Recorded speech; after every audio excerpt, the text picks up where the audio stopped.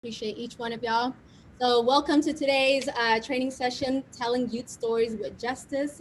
Some, webinar logistics here. Please mute yourself, at all times unless you're called upon, during a question.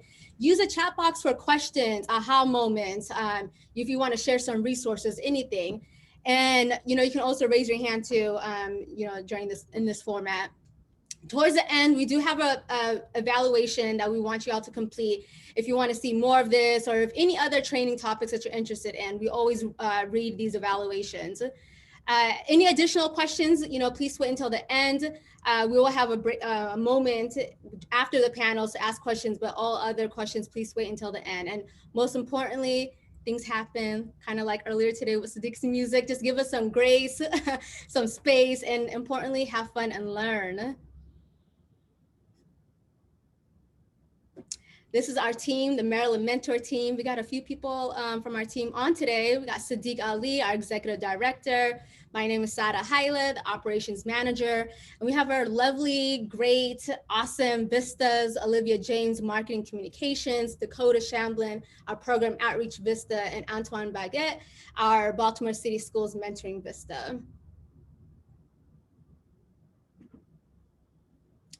So I'm sure those who have joined us in previous trainings, you can give this spiel on your own. But for those who are new, Maryland Mentor, a little about Maryland Mentor. We are one of 26 affiliates of National Mentoring Partnership. We work with over 200 programs across the state of Maryland, as well as now we're working with DC programs. So we have this mission of increasing the quantity and quality of mentoring relationships, as well as closing that mentoring gap. So how do we do this? We offer free technical assistant consulting. We have these types of trainings. We're always continuing to elevate the field of having just different events, just to continue letting folks know the importance of mentoring. And, we all want y'all to see Maryland Mentors kind of the umbrella of mentoring, and, reach out to us or if you need any resources, if you want to collaborate, that's what Maryland Mentor is here for. And without further ado, let's introduce Sadiq Ali to give us a little bit of the session framing of today's training. All you, Sadiq. Awesome. Thank you so much, Sada. And again, welcome to everyone. We're super excited from this conversation. And, one of the key things that I want to highlight that Sada just mentioned, just in terms of, how we do what we do and why we do what we do as Maryland Mentor, one of the key things that we hope is illustrated today is that, while Maryland Mentor, we have a distinct expertise just in terms of mentoring program best practices and working with programs to build capacity and sustainability and to overall support the increase of quality mentoring. All that being said, though, we are still, as Maryland Mentor, again, you saw our tiny team, and then by extension, we also have 14 consultants that we work with as well. But by extension, we still are not the keepers of every single bit of knowledge and expertise. And, today, this session is really no different as we illustrate that by bringing you all a group of, again, just amazing youth as well as adult experts, practitioners in the youth media field. And we're just so excited for you all to be able to hear from them.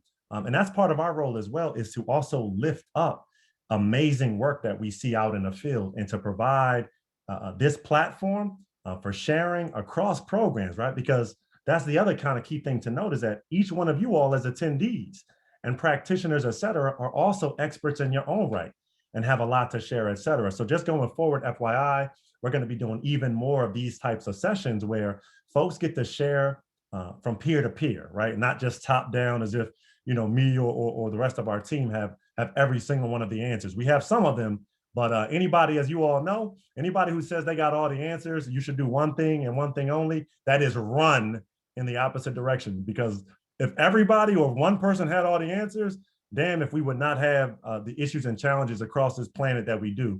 It's going to take all of us bringing our unique vantage points, perspectives, and expertise in order to get us where collectively we want to go. So we just want to make sure that we lift that up and highlight that as well. So let's jump in. A little bit of session framing before we get into this panel, which I'm so excited about. So I'm going to try to be brief here.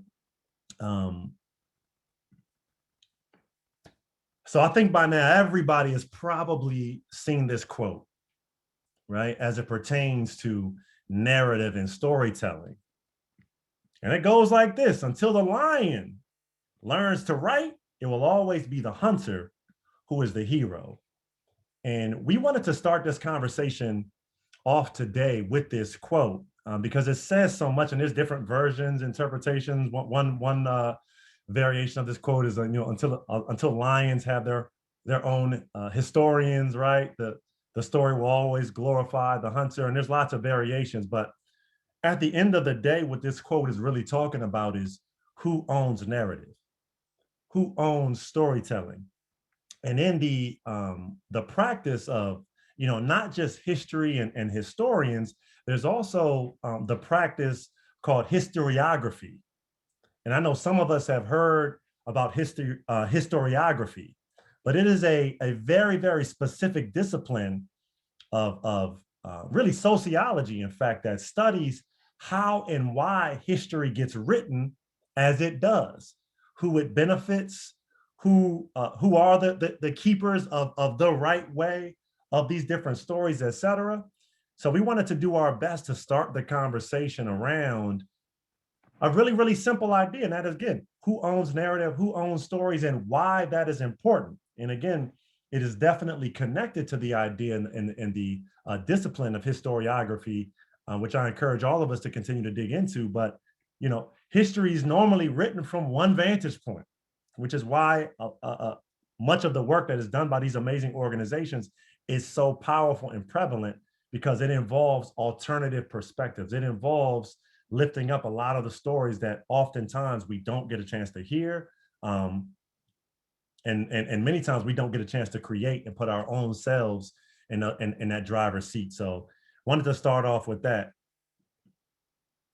Why justice and storytelling? So a little bit of additional background is that this topic actually came to us. So again, Sada was not blowing hot air. That's normally me who does that, but she was not blowing hot air when she spoke about the fact that we really do take feedback from the field seriously. So this topic, literally, whoever you are, I hope you're on this session with us. But this session really grew out of feedback that we received as we asked, as we always do, what topics really interest you? What things would you like to hear about? What conversations would you like to have? And literally, somebody in one of the evaluations, they were like, man, let's talk about youth justice and storytelling. We were like, oh my God, that's an amazing conversation. And we went back as a team. Where the heck do we start? That's not really what we do. So we said the best place to start is with our partners that, again, are doing amazing work in that regard. So we just wanted to lift that up. Like, whoever you are, show yourself in the chat box so we can thank you publicly. But again, this topic, for all of our, what we think of ourselves, we did not come up with this idea. This idea was generated from the field. But this session also represents Maryland Mentors. For those of you all who have been following along with us over the last several weeks, this session is really, again, just another stop along our continuum and our commitment to bringing more sessions, offering different vantage point and resources and conversations that center on equity, centering youth voice, and really challenging us to look at different ways versus how we've always done things, right? Anti-racism. So we've done sessions on eliminating white saviorism and mentoring. We're currently running an anti-racism and equity in youth programming cohort called Moving Towards Liberation. We facilitated a session with one of our other amazing partners, Talbot Mentor. Shout out, I see you, Jasmine, is with us today from Talbot County, Maryland, right? That session was all about how to have conversations about race with your BIPOC mentee. So this is what we're committed to doing. Like, we can't have a conversation about mentoring any longer without having a conversation about systems and how critical it is to make sure that critical consciousness is a part of every conversation that we have with young people, as well as we're talking about young people, right? Because those of us that have been in this work for a while know that it's disingenuous, it's dangerous, and outright disrespectful to think that all we need in order to solve our problems is just give these young Black kids or these young brown kids or these poor kids, let's just give them more mentors. That's all they need, man, and then all will be well. And that is by no means accurate. Mentoring is a part of a puzzle. It's a part of a continuum of wraparound services and supports that are necessary. So that's a little bit about sort of our overarching commitment to doing more of this and continuing this. But we also know that stories are central to building relationships. When we're having conversations with our young people, they don't relate to a whole bunch of don't do this, don't do that. They relate to the stories of you telling them how you messed up in the exact same way. That's what they relate to, right? Stories are how, right, we give data, all this data that we collect. That's stories are how we give that data soul and how we bring that to life. So stories are critical. And then also, we wanted to be able to give, again, concrete examples of how we can use stories as a tool to dismantle current systems, right? And really shed light in areas that, again, the light doesn't often shine, but we know there's light there, but we have to, again, be in a position to allow that light to shine through. Couple more items here. Traditional storytelling elements, right? We wanted to make sure that we started off with this as a baseline as well, right? There's always a message, some sort of conflict. There's some characters, there's a plot, but the justice element in all of that is sometimes what gets tangled up and left behind and not really addressed. And that's what, again, hopefully today's conversation, and we always like to start off our conversations and our sessions as well as in 90 minutes, please, for anyone, let me just let me let you down slow and easy, right? We're not going to fix it all today. This is the beginning of a conversation that when we get to the calls to action section of our session today, this is but a starting point that we hope you all carry on with the young people that you work with inside your staff meetings, et cetera. How can we use today as a jumping off point? We're not going to fix it all today. We're not going to fix it all tomorrow, but how can we take some of what we talk about today and move forward? Lastly, essential components of liberation. We wanted to lift these up early, and we'll also lift these up often as time goes on. But these liberation or essential components of liberation as a means to justice as well, or should I say justice being an essential component of liberation, these essential components were adapted by the work of one of our dear sisters and collaborators, Adara Ayera, of Ayera Core Concepts, formerly of Associated Black Charities here in Baltimore, as well as she's one of the founding members of BRJA, which is an amazing organization based here in Baltimore, Baltimore Racial Justice Action, who have dedicated their entire existence to education in the area of anti-racism and equity. And most importantly, again, the action part is putting these principles in action. But these components are releasing denial, they're resisting compromise, they're knowing and understanding history from the point of view of those oppressed. This is critical. And this is back to one of the initial points around the historiography lens, right, of history as an overall tool, right? Because history as currently constituted is a tool. And then history is comprised of a bunch of stories, right? Some of those stories start off as like myths and legends. Somebody does some research. We put some names, some dates. It becomes fact. But somebody had to put pen to paper in order for that to happen. And very rarely is it ever from the POV of those that were oppressed and not in the driver's seat. Unlearn what you think you know, which is the deprogramming aspect. Because a lot of times, again, that's the power of stories as well. Because most of the time, I know we've heard this, right? After somebody tells their story, you like, oh my God, I didn't know. That's the point. That's the point. You didn't know. And until we share and get comfortable with sharing, we won't know. Working to dismantle oppressive systems, structures, and cultures in the industries in which we work, including elements of repair, which is, right, that's the cousin of justice. You can't have justice without repair. You cannot have justice without repair.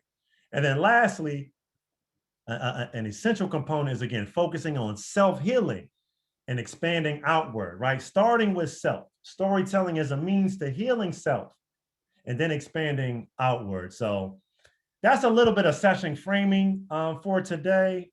Please drop any any comments or questions in the chat box. And we're going to jump right in. Oh, there's some additional ideas. Oh my God. All right. We're just going to sit these here and just let y'all read these. But I've already actually covered all these, right? Central idea, who owns narrative? This second bullet point is critical. And this is why we were so excited to bring young people to the table today.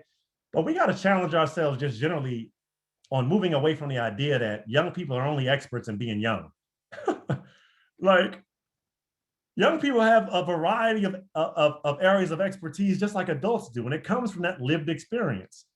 But when we only like invite them to panels to talk about the perils of being young instead of allowing them to tell their stories holistically in a three-dimensional fashion, not just as members of a program, right? Not just as, vessels of pain, but like holistic, fully grown beings already that are still developing just like the rest of us are.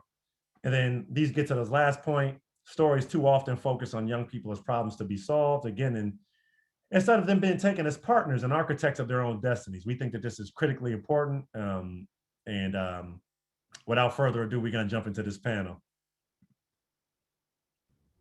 Awesome. Thanks for that, Sadiq. So as Sadiq said earlier, we as Maryland Mentor, we're aware of like our strengths and weaknesses, and also what we can learn from. So this is why we collaborated with 3 different organizations. Look at that magic. And each one of our panelists are going to introduce themselves. First off, we have Reflection of Kings. Jabril, you on?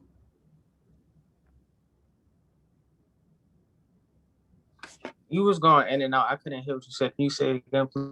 Yeah, you can introduce yourself to our audience today.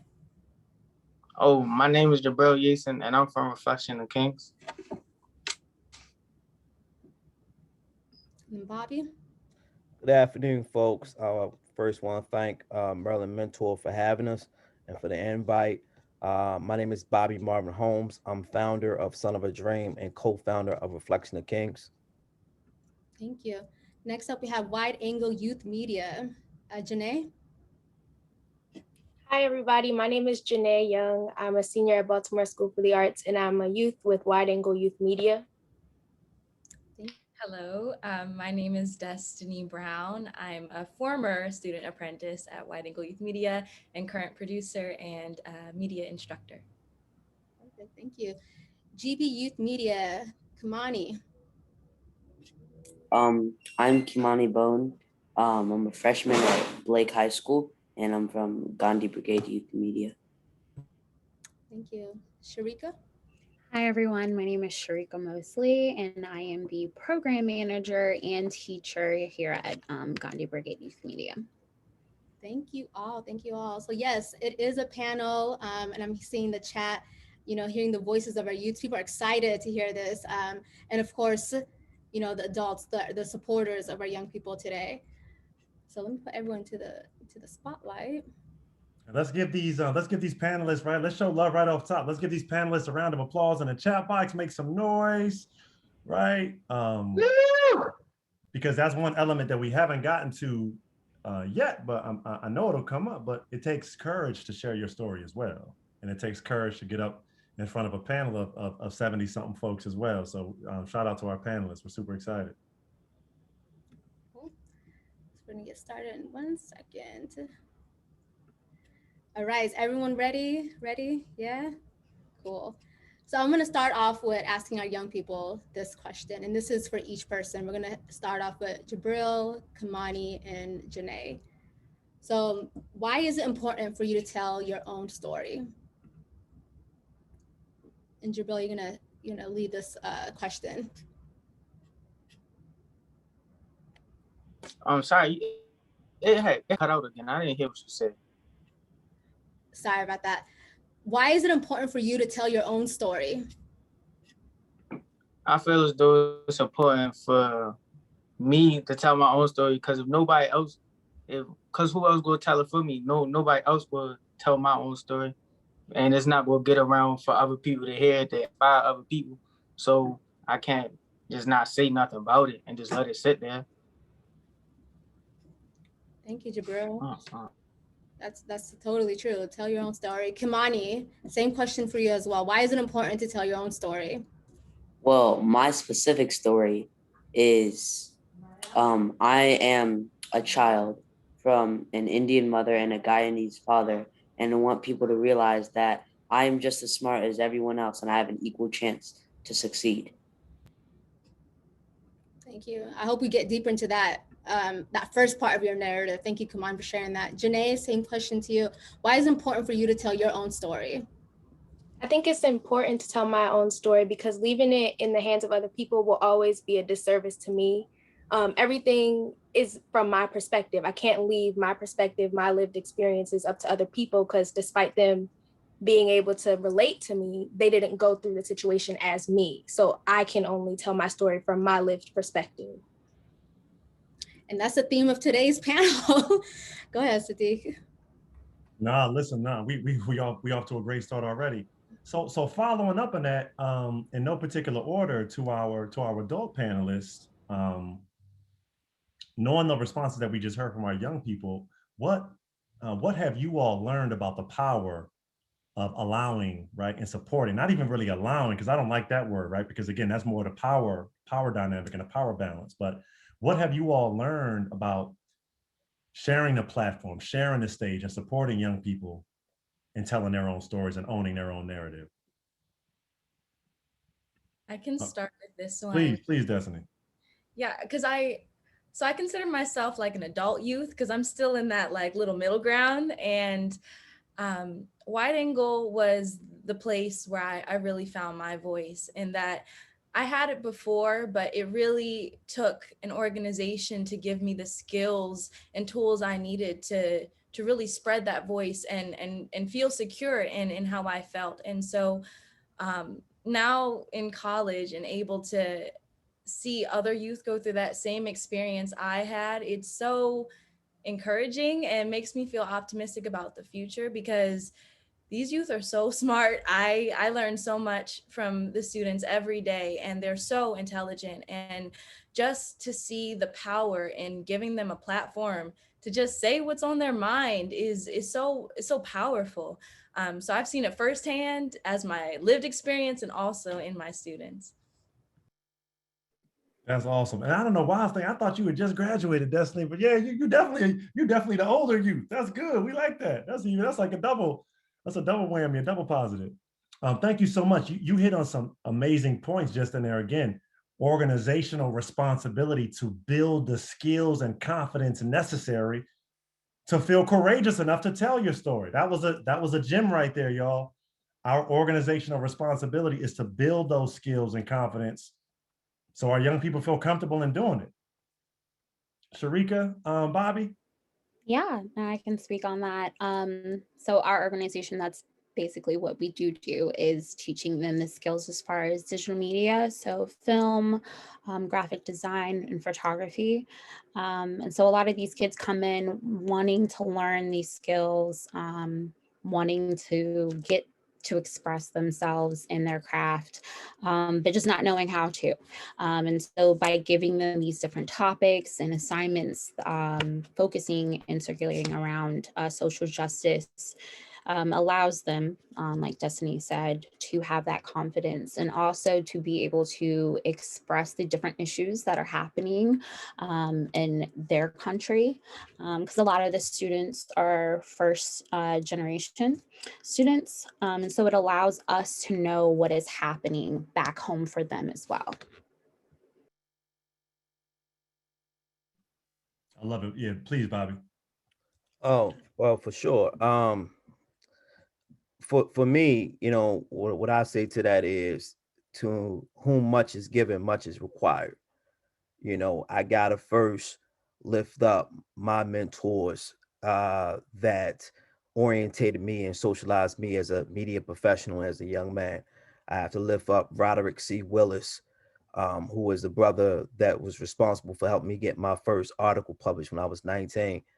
Um, I have to lift up Frank Brown, who was one of my journalism professors in undergrad. I have to lift up Donnie Glover, who orientated me as an entrepreneur in the media realm.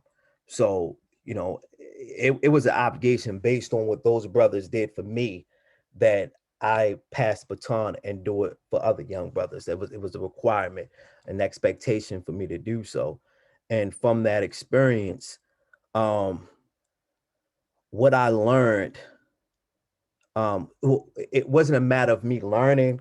it was a matter of me being reminded of what can happen when we give youth the opportunity to shine. What can happen when we give the youth the opportunity to make an impact in their community. It was something that I was orientated in, and something that I've been doing with youth for years.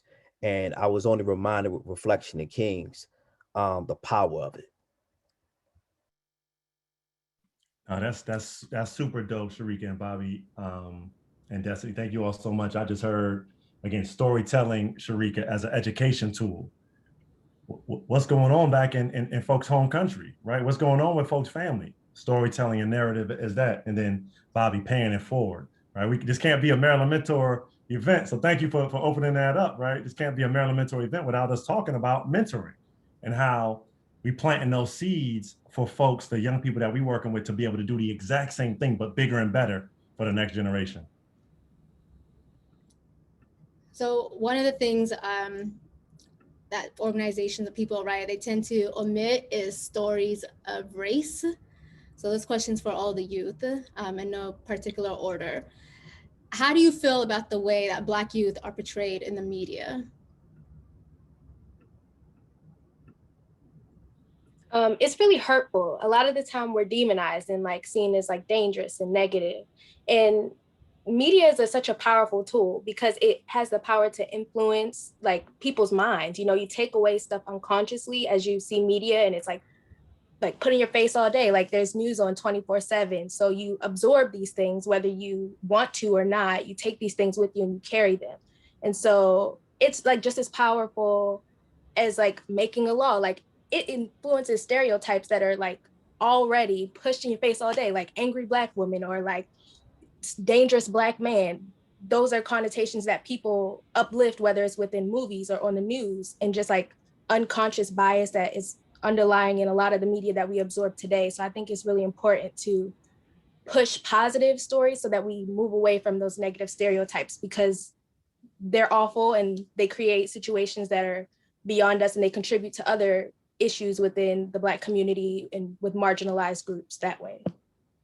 And before I get to Kamani and Jabril, Janae, how can we push those positive stories? What are some methods that you can, share with us? One way, like write them. Like a lot of the times negativity sells. And so people move away from like writing a positive story because they know it might not have as much success. But the more we write them and the more we push them, the more people will see them and absorb. There can be fun and interesting stories that are positive and uplifting and putting people, especially overlooked communities, in positions of power. Because we see all these movies, especially with Black movies, the slave narrative, we see it all the time, or some like, negative stereotype that's usually pushed within the movie. So, or you have Black actresses and Black actors, but a room of white writers. So putting people in those positions that are really important, like throughout the process, make sure that you're consulting people who are in that position and know, what's happening, because then you'll have an authentic representation on the screen. Yeah, and you basically summarized, the African proverb that Sadiq shared with us, right? Until the lion learns to write, it will always be the hunter who is the hero. So you're absolutely right. Kamani, the question similar to you. Can you repeat it one more time? Yeah. So how do you feel about the way Black youth are portrayed in the media?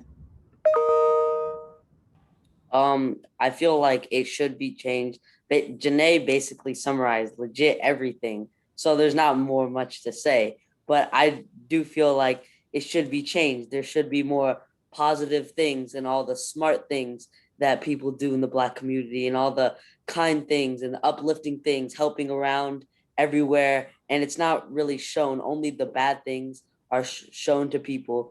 And that's what the vibe gives off. Oh, and that's what everybody thinks. I think I muted myself. Thank you, Kamani.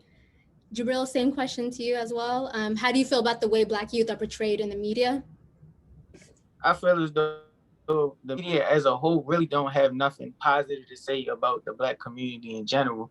So the black people, regardless what we look at from the media's point of view, as our black males are gangbangers, our women look this certain type of way, we're not able to do this and that. So regardless of anything, I really just think don't have nothing positive to say about the black community in general. If you can share one positive thing that you want people to hear about Black youth, if you can do a quick one sentence that you can share out, what would it be? Something positive.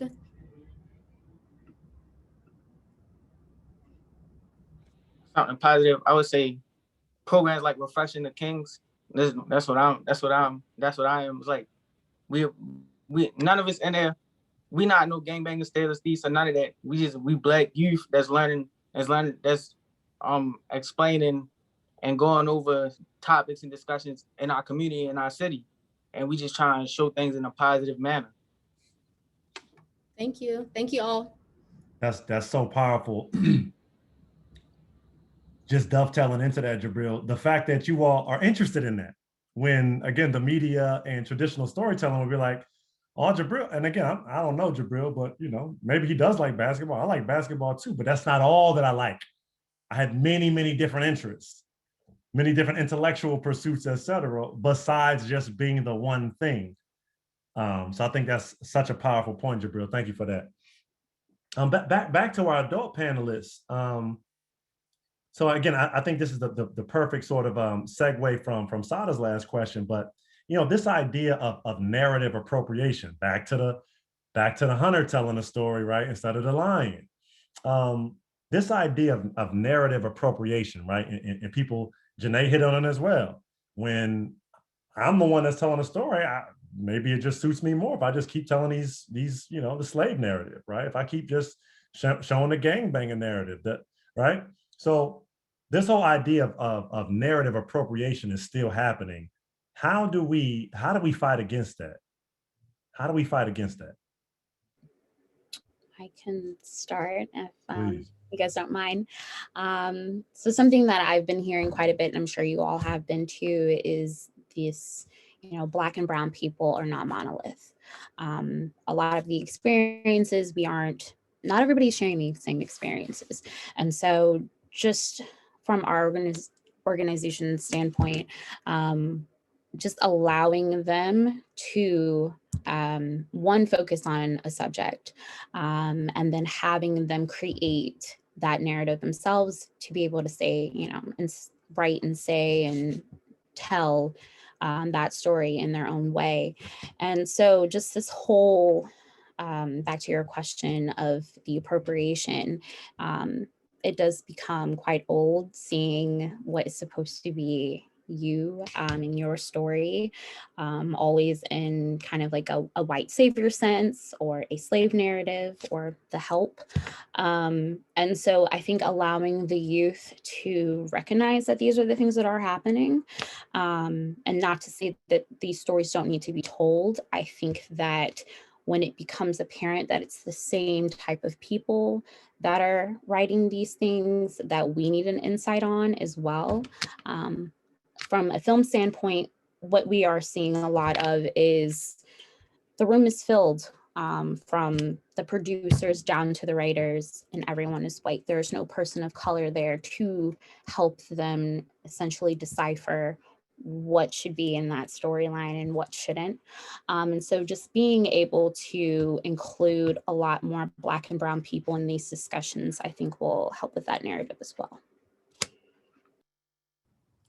If I could add to what Sharika was saying, first of all, I totally agree. And one of the first steps to breaking that glass ceiling is getting Black and brown youth experience. And so that they can go up and not just say, hello, I'd like a job here, but say, I know how to do exactly what my white counterpart can do. I've touched a red camera. I know how to edit in Adobe Premiere. I've spoken on panels, you know, all those things that prepare them so that they can come in with confidence and say that I'm not just deserving of this because this is my narrative and I'm the only person suited to tell this story, but I also have that professional language backing me so that when they enter into the room, they have that behind them, because that's really where we are in society, is that more and more we're seeing new stories coming up. We're seeing Amazon Prime and Hulu taking on narratives that we never would have seen 30, 40 years ago. And so how we prepare youth to start entering into that field is giving them the experience now. My first job at NYU was Stern Video Generalist. And if I hadn't had a resume like this from Wide Angle, just from all the different things I had done with them, I would have never been able to apply to that job and get the experience, so that now I come out of college with a college job. So it really is a domino effect when you think of how we can start preparing them now with just giving them, even Wide Angle's now just showing people how to edit using free online programs and just giving them those skills so that they feel secure in creating a video reel and applying to those positions that would usually be X'd off for them just because they don't have the experience. Yeah, I would like to add to that as well from my own personal experience. Just like you said, Destiny, a lot of these opportunities I didn't get until I got into college. And so having to work part-time, take all of those credits, you don't have much of that opportunity when you're focused coming, from a middle-class Black family, coming into this whole new world. I was first generation to go to school in my family. And so a lot of my experience was learned on my own.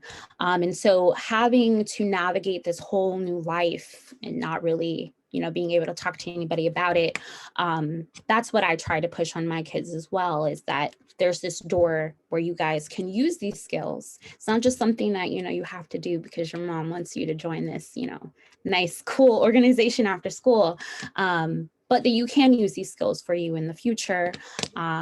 And it's kind of like that head start that I didn't have, that I wish I had it, kind of having to start a little bit later after, grad school and such. And so if I would have just had these quick little opportunities in high school or before college, it kind of would have got me into doors a little bit quicker. Awesome. Bobby, yeah, please add in. I'm of the understanding that when we look at the structure and the ideology of white supremacy, media is performing as it always have performed. The author Tom Burrell wrote a book years ago called Brainwash, where he chronicled and lays out the intentional campaign of media campaign, longstanding history of racial stereotypes, images, stories, etc., meant to degrade Black folks. And in that vein, in that sense, particularly given this example, Black newspapers, such as the Baltimore Afro newspaper here in Baltimore, or the Chicago Defender in Chicago, Black-owned newspapers had to be established and published to address the issues impacting our community. Particularly when you look at the lynchings that were happening down south that folks weren't reporting on. So it was incumbent, it was a necessity for Black folks to establish their own newspapers, to tell their stories of their community. I'm only continuing tradition with Reflection of Kings, because white supremacy has only left me with three options: to build, sustain, protect. I'm gonna say this again: to build, sustain, protect. I'm only left to build institutions in my community, sustain those institutions in the community, and protect outside forces from tearing down those institutions in my community. They are the only choices I have left. With that, I am only continuing, like I said, tradition. Resistance and being Black in America is a matter of tradition. It's not a fun activity. It's not an after school project. It's survival. And when you're looking at it from that lens, I cannot be concerned too much with what outside folks are doing, outside forces are doing, media institutions, because the only response is, just as folks talked about, creating your own. I cannot expect someone to tell my story. And I'm orientating and socializing Black boys the power of telling their own stories by putting a camera in their hand, putting a microphone in their hand. They are the only options I have left: build, sustain, protect. That's powerful. Thank you all. Thank you all so much for that. Ooh, I got chills with that, Bobby. I really did. Can you put that in the chat box as well, for those who are more visual learners, about the 3 key components? So for our young people, this is kind of going off what Destiny had shared about she wouldn't have gotten the position in school at NYU if she didn't learn all this in the organization that she was part of. So share with us, right? What are your favorite things that you learned so far, and some useful things that you've learned with your respective organizations? Let's start off with Jabril. You were kind of sharing a little bit too about Reflection of Kings, so share some more, Jabril. What I learned from Reflection of Kings, at first I didn't know how to because we deal with cameras and stuff. I didn't know how to operate the cameras, take pictures on. I know how to take pictures on my phone, but on the actual camera, take actual pictures on. I didn't know how I operate one of them, and then I never knew how how we be interviewing people. I never knew how to do that, and so from that, I never knew how to explain the topic well enough. And then when I started going to Reflection of Kings, I got more used to doing that. Nice. Kamani, what have you learned so far? One thing that I've learned at Gandhi Brigade Youth Media was how to write like scripts for videos, because we do videos about like social justice topics. And I had to, like, I've made videos before, like, you know, just like casually, like a funny video or two. But here I had to like actually tap into and learn this creative process on how to make the topic seem interesting and you keep wanting to watch the video that I'm making, and this just making the script flow. And I'm getting, well, yeah, I am getting better and better at that. That's awesome too. Janae? So through Wide Angle, I learned quite a lot in a small amount of time. So photography on my smartphone, event planning, and like that's the whole like shebang. We learned how to do virtual backgrounds and sending professional emails, and voiceover work, which was something cool that I can take with me in my future, and just building my art portfolio and taking clips for videos and filmmaking, editing, all of that. But outside of what I learned artistically, Miss Destiny has been a big help in my journey preparing as an adult, going to college, by just being there for college essays, or like learning how to send a professional email, and just learning from her experience and taking that with me. And those are things that I'll keep with me and pass down to other people who are in the position that need it. No, that's awesome. I'm living vicariously through each 3 of y'all. Kind of what Sharika was saying, you know, wanting to learn all this at a certain age, right? When you're in high school, a little bit younger. I'm an immigrant myself, so it was always that conversation of, you can't get into the media field, you know, and et cetera, because it's not going to bring you the bucks. And so doctor this and lawyer that. So again, like photography is my own hobby, and I'm living vicariously through you all. And I have to connect to each one of you guys because you're going to teach me now. And I'm going to ask another follow-up question, similar to what we're asking about earlier. But what are some issues that are important to you that are not being talked about?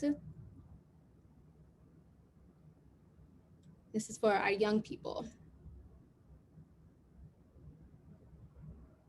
I can just go some issues going on in this, like, I guess, country is homelessness, people being homeless, and there's not really enough attention. Whoa, I just switched out.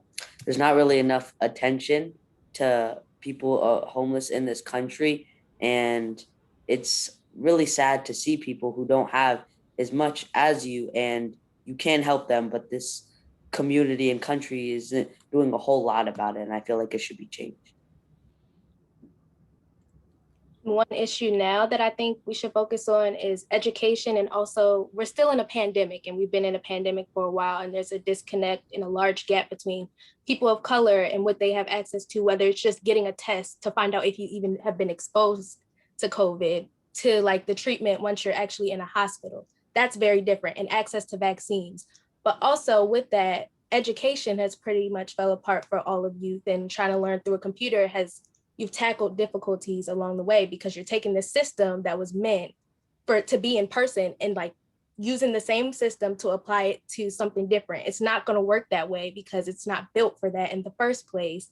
And you see all the challenges, like just getting people engaged has been terrible because the system that we're using is currently not working. And I know for me and the students that I've spoken to, we've given suggestions for how to fix these things, but nothing has been happening. So I think that's a big thing to address, because we still have to learn.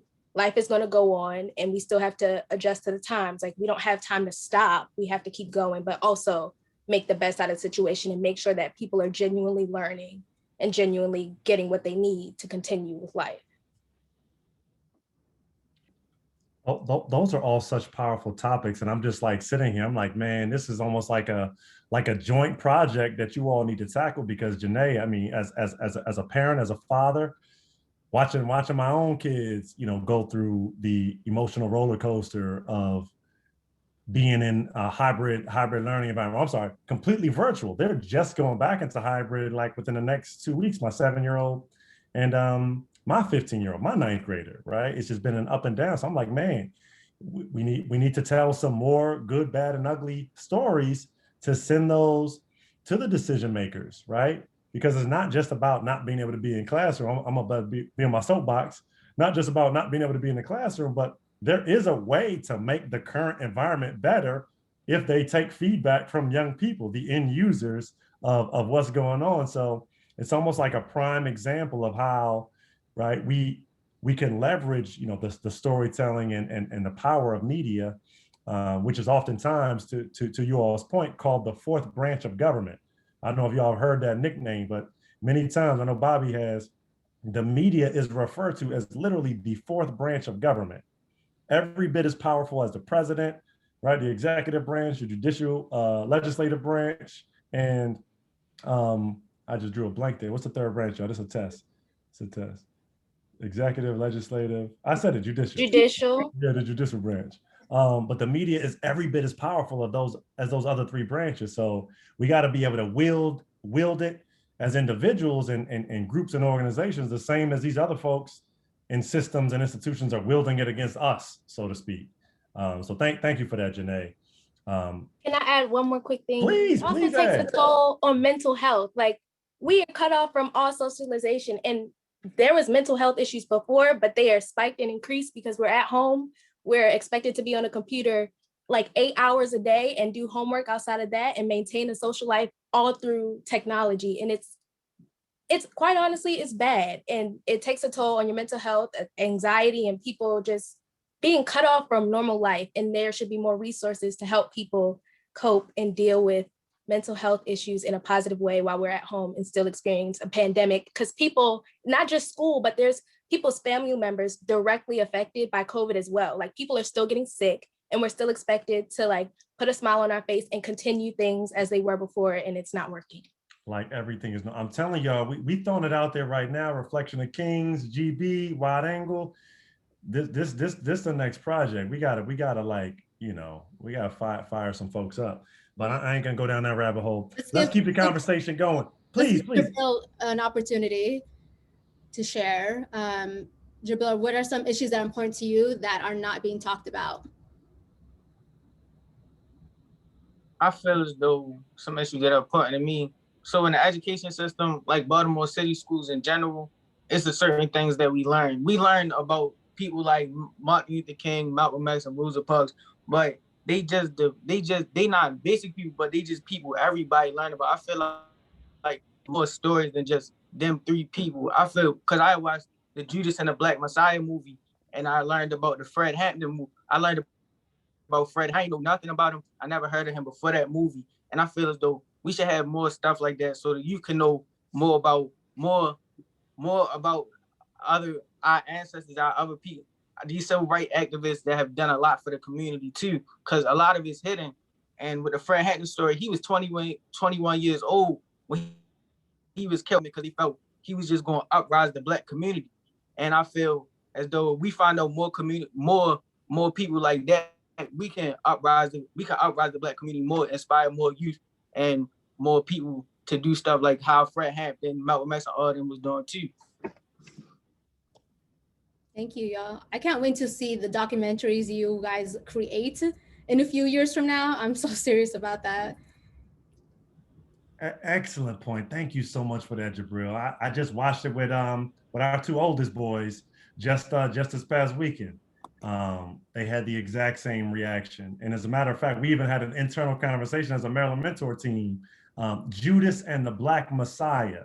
Judas and the Black Messiah, Jennifer, about the Fred Hampton, Chairman Fred Hampton from the Illinois Black Panther Party. Oh my God. An absolutely amazing piece of work. Thank you so much for lifting that up, Jabril. As we continue on, we move in, starting to move to a close here. Back to our adult panelists. We told y'all audience this was going to be an amazing conversation. Hopefully y'all are getting into this. But we want to be able to start leaving some actionable tips and tidbits, right, for our audience members. So kind of want you guys to get a little nitty gritty with this question, right? And that is, what are some of the specific things that each of your organizations do in order to center youth voices and narrative change as a means, right, to disrupt some of these systems and to start having some of these, tough conversations, essentially? What specifically are you all doing?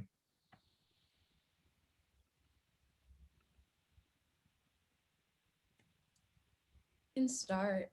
Yeah, Destiny, I'm about to say, come on, yeah, y'all sure. playing, come on. So at Wide Angle's core, we are a youth-led, youth-driven, and youth-centered organization, and we implement that in every aspect of our programs, from the virtual event planning class, them choosing the themes and delving into history and choosing to take ownership of their own curriculum in that way, to Media Works, where they determine what topics they want to explore. And it becomes our jobs as instructors to educate ourselves and prepare ourselves for whatever they want to do. And so we really allow the youth to take the lead.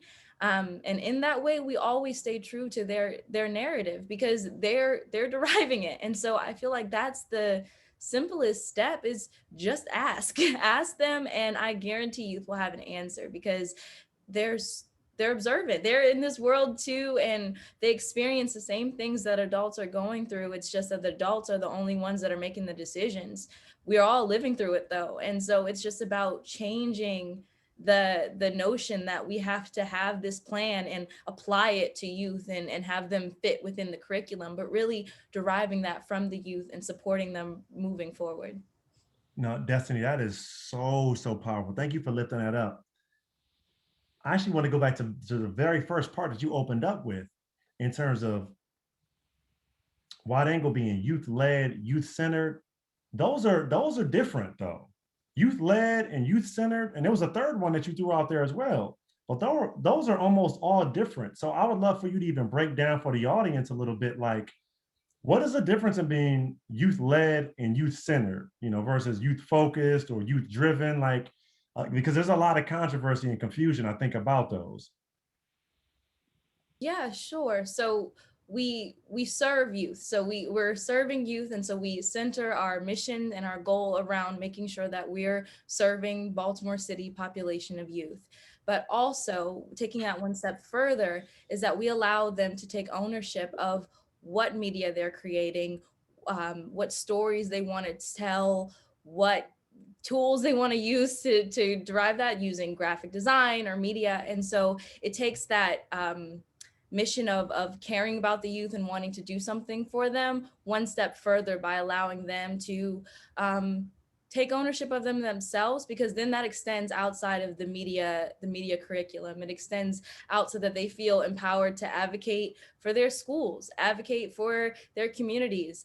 I led my first protest when I was a part of White Angle. And I called my executive producer up and he was like, we're bringing the cameras. You tell us what you need and we got you. And so that's what that means when it's youth led, is that you let them take the lead and you follow, because I think that that's so important in leadership, is that you're also the same way that you're an excellent leader. The best leaders are the best followers as well. And so allowing youth to take the lead is that distinction. Excellent. Thank you so much for that. That was dope. Sharika, Bobby, we talking again about what specific things are you all doing, right, that could potentially be integrated and leveraged by some of our audience members? What specific things are you all doing in your programs to, again, continue to center youth voices and narrative as a means to, to upend some of these broken systems? Yeah, I can go. Please. So similar to Destiny, GB Youth Media does the same thing. So we're based out of Silver Spring, Maryland, and we teach youth and young adults as far as how to do graphic design, film, and photography surrounding the different social justice issues, whether it's happening locally or worldwide. And yeah, just being youth-led, or doing, prompts with them. I feel like a lot of my teaching, the way I teach is teaching them things that I didn't learn about. I come from an art historical approach from my background in education. And so a lot of the work that I had to do, especially in the education system, was teaching myself, whether I had questions about certain things. And I think that's what I try to lead the students with as well, is I had so many questions about, well, why aren't we seeing this? Or why aren't we seeing Black Africans depicted as this, other than, the help or servants? And so I try to open the door for them to ask their own questions. And whether I can answer it for them or not, I think anyone, especially the youth, should be able to question the teacher. You should be able to, everything that I'm saying is not Bible. And I don't think that anybody should take what information they're getting from someone as fact. And they should always ask questions. And I think that's what I'm learning from my students as well. I'm trying to teach them, but they are also teaching me, is just by giving them the opportunity to tell me about things that are happening back home. I have a student who is very heavily focused on a lot of their work, bringing attention to the humanitarian crisis in Venezuela. And so I think by allowing them to talk about the issues that are important to them, will not only be able to, one, teach me about the things that I don't know about, and certain issues, but also giving them that inspiration to create the work. Because I know for anyone who is an artist, it is extremely hard to be told you need to do this assignment, and it's nothing that you're interested in. It's not going to be something that you want to stick with. And so just by giving them a little push to a different topic of their choice, I think that opens the door to all types of creativity. That's awesome. Thank you so much. Bobby, please. For Reflection of Kings, we serve boys ages 10 to 14 years of age. That's, of course, very young. We're talking about, 5th grade to, 8th grade or freshman year of high school. And we're tackling some very complicated issues that are impacting and shaping our society, and understanding in a lot of ways, as Jabril talked about, that our American education system, the curriculum has been whitewashed, right? So there's a lot that has been missed from a lot of our babies. So in Reflection of Kings, we are intentional about just introducing these ideas, such as police accountability, racial disparities during the pandemic, food apartheid, and just that key term right there I just used, food apartheid, not saying food deserts, as we've become accustomed to. Food apartheid is recognizing that we have a food system that's segregated, that we have communities in itself that are segregated, and that have been divested in by these systems, these oppressive systems. So first, introducing these concepts that by and large we don't do within your typical structured school setting. And I feel like that's very important in terms of if you're going to teach youth how to cover these issues, got to teach them about the issues and how it impacts them, how it impacts their parents, how it impacts their grandparents.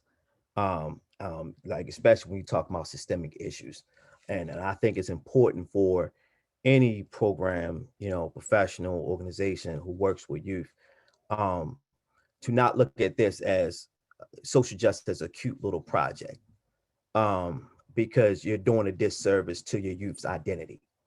You're doing a disservice to the identity and the lineage and the heritage of their families at that point.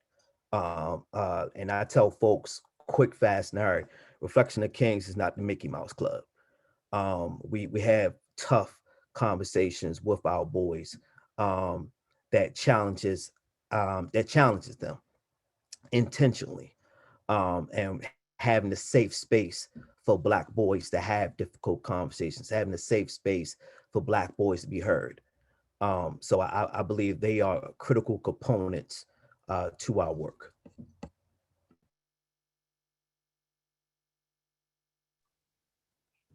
Man, that's powerful. I just pass it. I don't have anything to add, man. These are such powerful thought provoking responses, and I'm just listening for that common thread that has been really throughout all of you all speaking, our youth panelists, our adult panelists.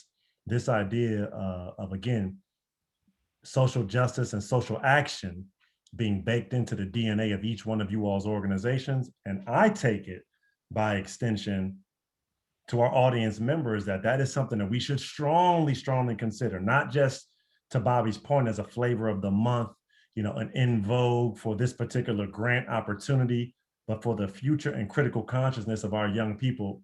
We've got to bake this into our work, and we have to make it a part of our full-time efforts to socialize our young people to have a critical eye and to see themselves as part of something that's larger than themselves, something that they have responsibility to and a part to play in. I think is just so critical. I think you all have really done that. Sada, I think you're going to give our young people the last word before we wrap this thing up and move on. Yeah. It's kind of going off what Bobby was saying about just impact, right? So intent versus impact. We understand that most of our organizations, when they share stories of our youth, it may not be from the narrative of our youth, right? And now that's what we're trying to change that approach. So for our young people, this question's for you guys. How can organization leaders better support you in telling your own story?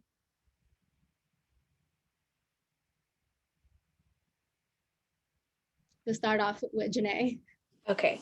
I think adults can be support systems. I think when you have a class and you're teaching youth, a lot of the times you assign them what you want to see.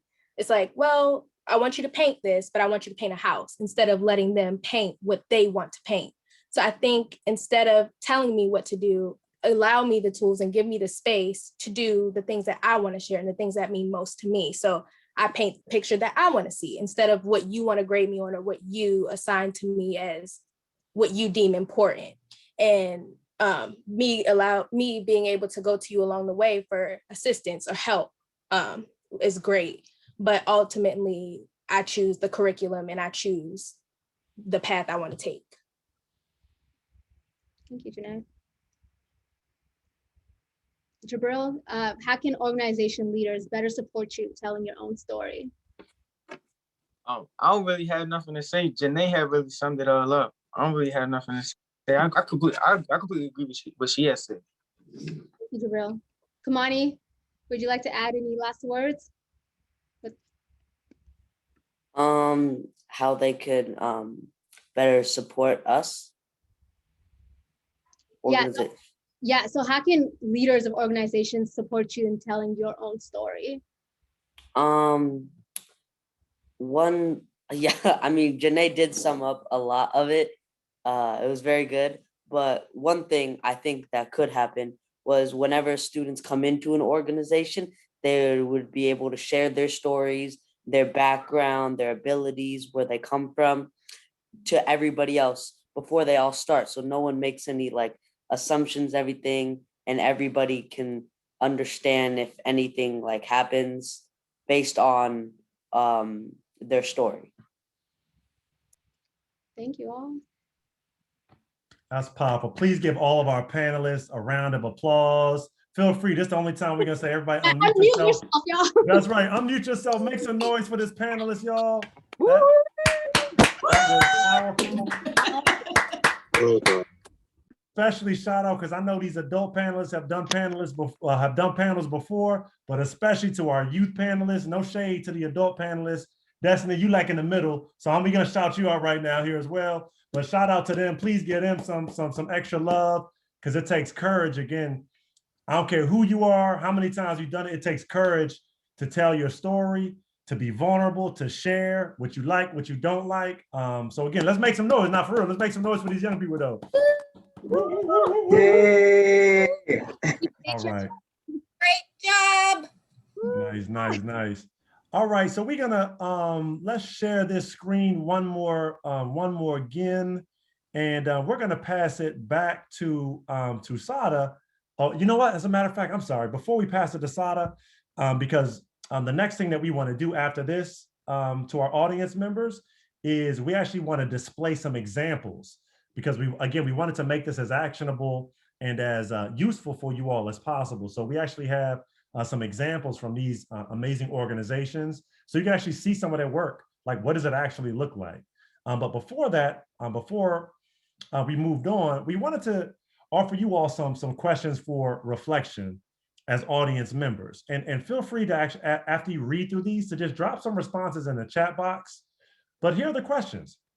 Are your young people and their family privy to what's written in applications to funders or about them?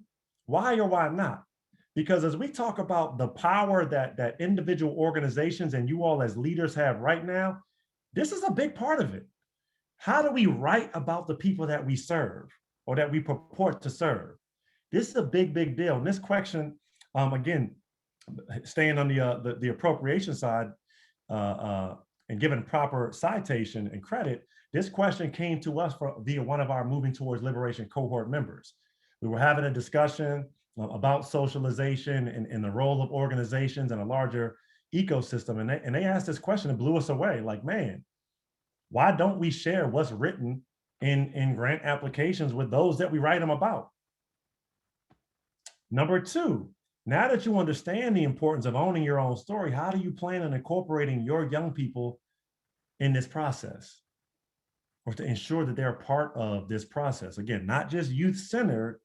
Again, amazing example just now by Janae, the whole house painting deal, but youth-led, right? How do we transition to youth-led? And then lastly, how are your organizations currently telling stories? Again, to include or about young people and families, et cetera. So these are just some questions for you all to think about and to sit with for a little bit as we move on.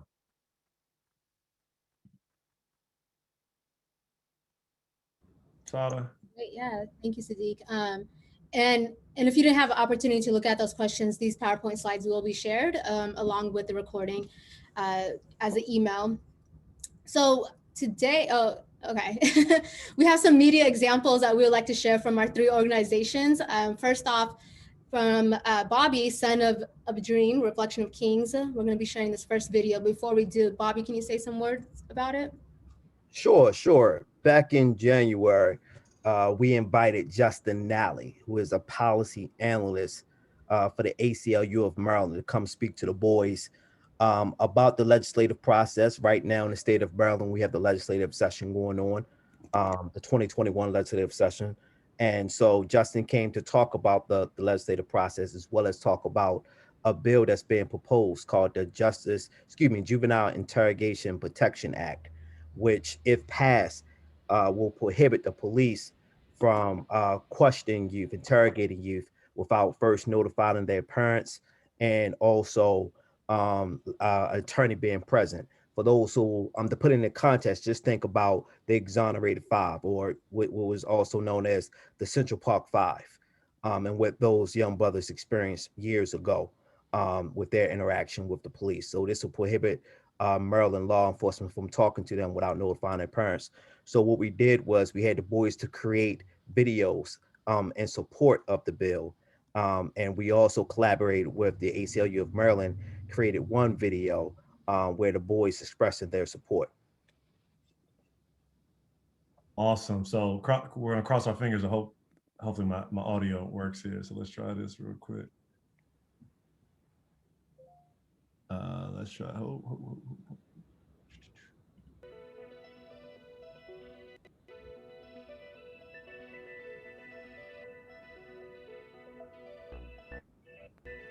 Can you guys hear this?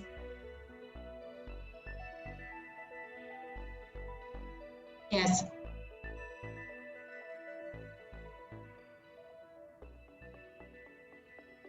Hi, I'm Bobby Marvin Holmes, co-founder of Reflection of Kings.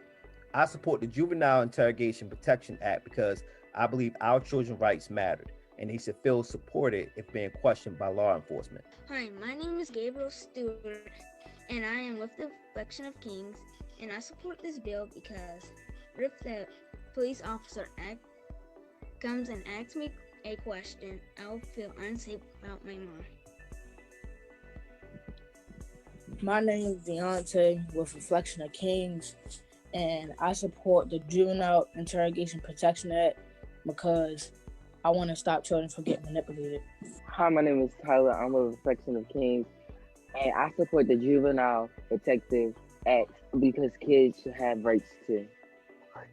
Hello, my name is Julian Washington, and I'm with the Reflection of Kings, and I support the Juvenile Interrogation Protection Act because I want to keep children safe. I'm Lavar from Reflection of Kings, and I support the Juvenile Interrogation Protection Act because I think children's lives matter to internet safety. I think that parents should be alerted when they're across the cops. Hi, I'm Chef from.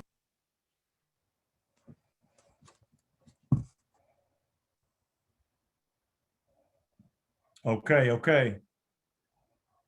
So that's just a little bit of an overview for that. Can you all still see the slide? Is the slide back up? Yeah, we can see it. Okay, awesome. Perfect. And again, all these links will be included, folks. So we're just showing just a little taste. Exactly.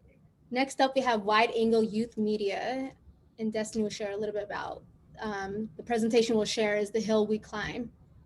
Sure. So currently, my class has transitioned to virtual event planning, and our students are planning a virtual prom, which they've coined a dance through the decades to kind of get at some of the things we were talking about today on how they feel that their education was whitewashed and that they wanted to re-delve back into history and take ownership of what they felt was important and rewrite the history books. And so moving to the current moment, we asked them, who do you think would represent you in the history books if we were talking about the current moment?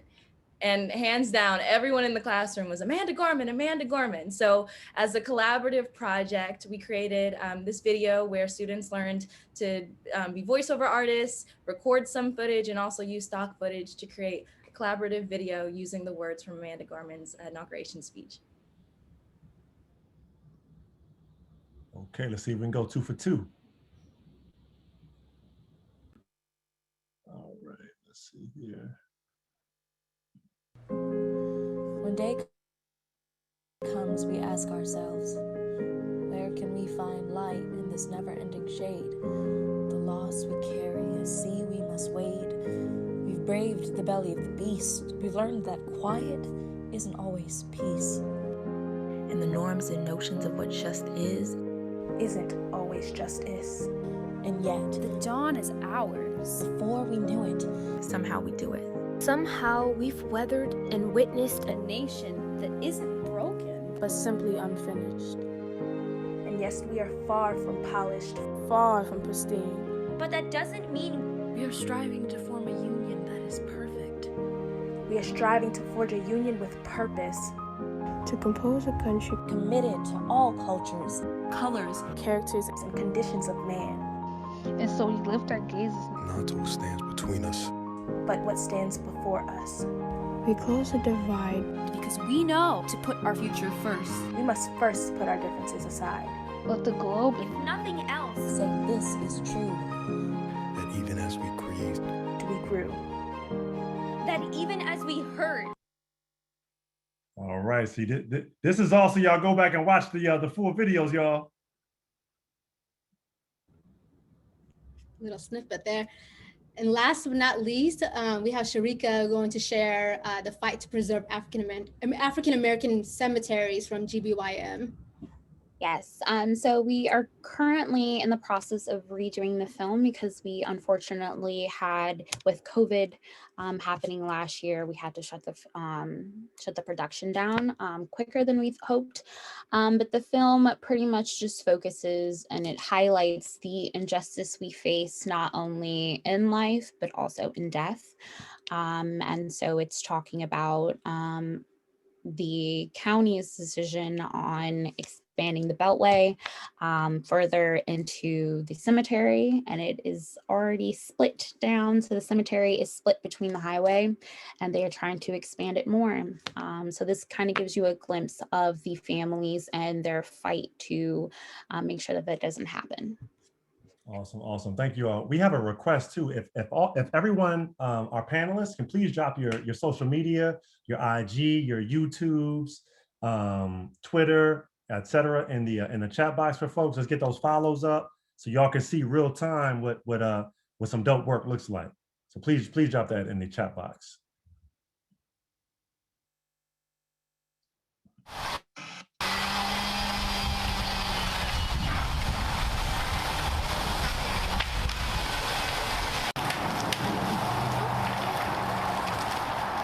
This is my grandmother right here.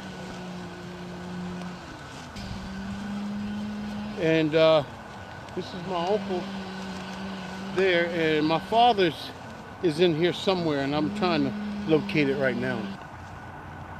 Well, we're trying to clean up the cemetery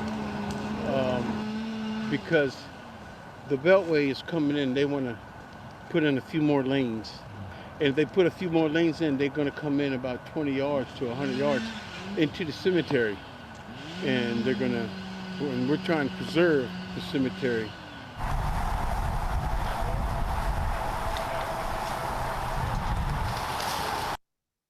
Wow. Thank you all so much. Man. No, I'm so glad you guys chose these specific ones to share out with us, because this is what we've been talking about, right? It's sharing these stories that we have not heard of or heard about.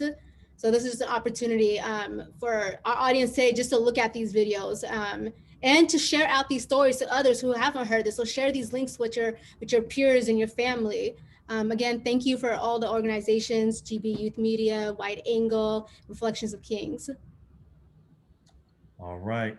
So as we move towards conclusion, don't leave yet, y'all. Don't leave yet. We got 7 minutes left. We're not going to go over. We promise. We're not going to go over. But these last couple of moments, we wanted to leave you all with some different ideas and potential calls to action, right? Like some things that you all could potentially do walking out of here today. So youth storytelling calls to action. And again, a lot of these are almost directly in line with what we heard today from our, again, amazing panelists. But having these conversations early, being intentional in addressing social justice issues. Bobby said it. This is not the Mickey Mouse Club. Like, these are very, very serious topics and serious issues that deserve our undivided attention. And it's not going to happen overnight, but we have to start identifying conversations and not just surface items. And, how are you baking these ideas into your programming year round? Again, not just for this moment, but being a part of this overall movement that we're all a part of. Organizations can rededicate any platforms they have to the youth's voices. Like, are there regular takeovers of your newsletter? Do folks even see your newsletter, your website, your social media, your public meetings, etc.? But having youth voices throughout the entire process. And again, organizations making sure that powerful people, right, receive and respond to these stories. And we just saw some of these, again, just amazing examples. Reviewing these storytelling examples, again, in depth from the panelists, and then even from Maryland Mentor, which most recently we had the opportunity to collaborate with our local NPR affiliate, WYPR, and Aaron Hankin to do a special episode of his Out of the Blocks podcast, which we can drop the link in the chat box as well. But just had an opportunity to just sit down with an amazing group of young people last summer. We recorded outside, and again, just gave them the microphone. Asked them just some simple questions and just let them tell their stories about whatever they wanted to talk about, with no parameters, like, no, this is off limits, or no, that's too much. Tell us what you want to share, what you feel comfortable in sharing. And it was an amazing product that we ended up getting out of that. And they were pleased because, of course, they got the first edition. We weren't going to publish anything without them, but it was just powerful. Using those gut check questions, right? How would our parents feel? How would the youth feel? Is this ethical? Is this narrative appropriation? Consider media and storytelling training from one of these organizations. Reach out to GB Youth Media. Reach out to Wide Angle. Reach out to Reflection of Kings. Have them work with your programs. You don't have to create an entire media arm in your individual organizations, but man, these programs specialize in it. Write some contracts for these organizations, right? And then consider creating a youth media council at your program to almost oversee your messaging and to create some new messaging, et cetera. So again, these are just some of the ideas that that hopefully we wanted to share with you all, and that made sense. And Sada, take us home.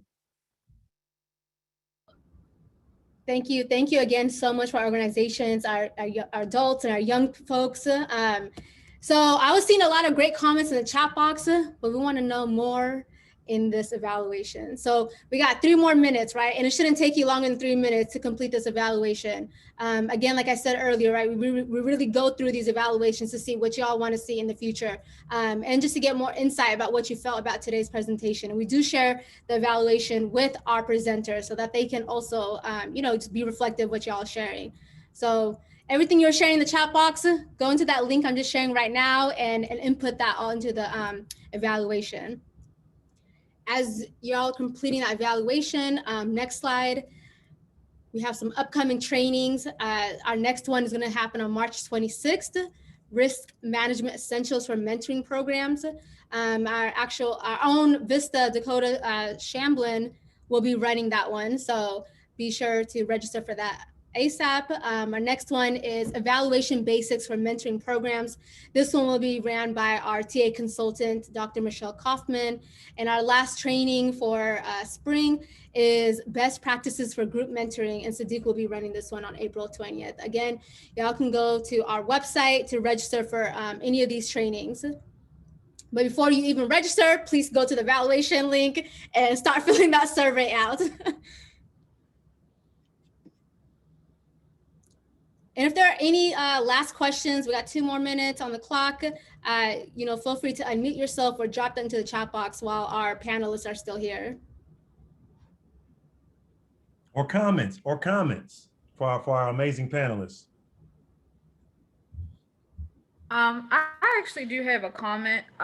First of all, I just want to say thank you for everyone for taking out the time. It was very nice outside, but we are here and doing some great work. So thank you for being here and being present. But for the youth, especially, because I couldn't imagine some of the questions that were asked and some of the depth that you went into was very encouraging. Jabril, I 100% agree about the history that we need to learn about. I feel like we were doing a lot with Black history without youth, and all they could keep saying was Barack Obama and Martin Luther King. And granted, those are great individuals, but there's more to our history than that.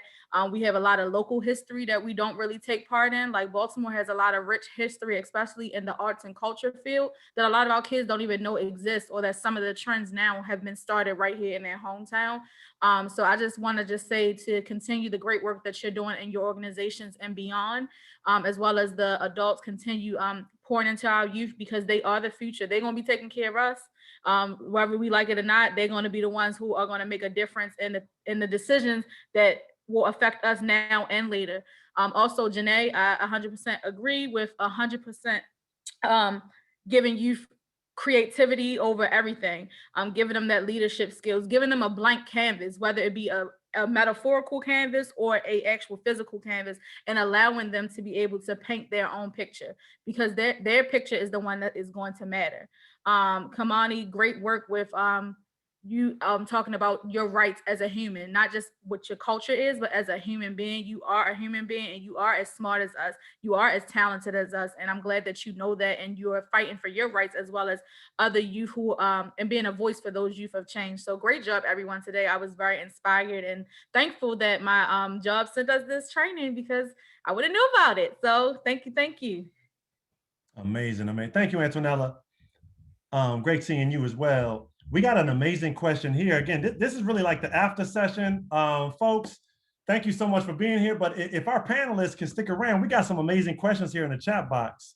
We want to ask our youth panelists really, really quickly, and then we'll wrap this thing up officially. But do you feel media takeovers are well received, like when youth or students lead to social media for a time frame? To our youth panelists, what are y'all's thoughts on that?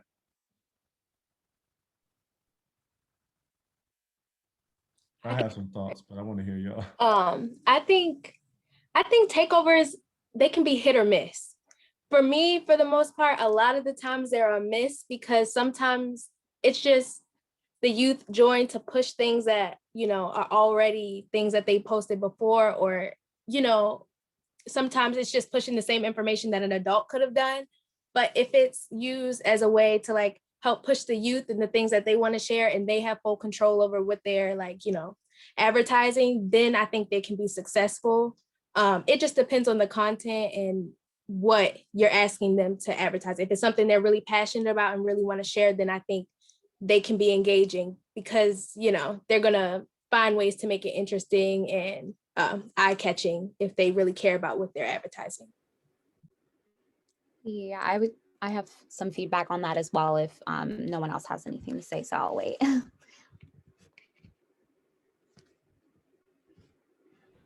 Jabril, Kamoni? I don't have anything to say about it. I'm still taking it, trying to think of a response. Oh, I don't have nothing to say either. Okay. I've done several different internships at some different museums in DC.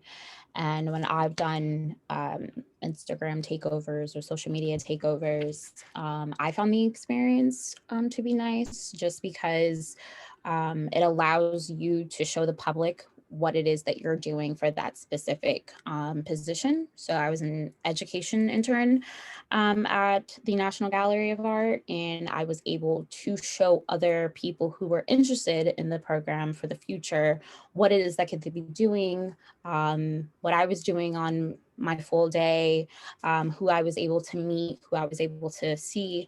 And I think it kind of highlights your experience. You can, give a little briefing on who you are, what your goals are, if you're going to school, things like that. And then it does allow other people to say like, oh, that looks awesome. I would like to do that as well.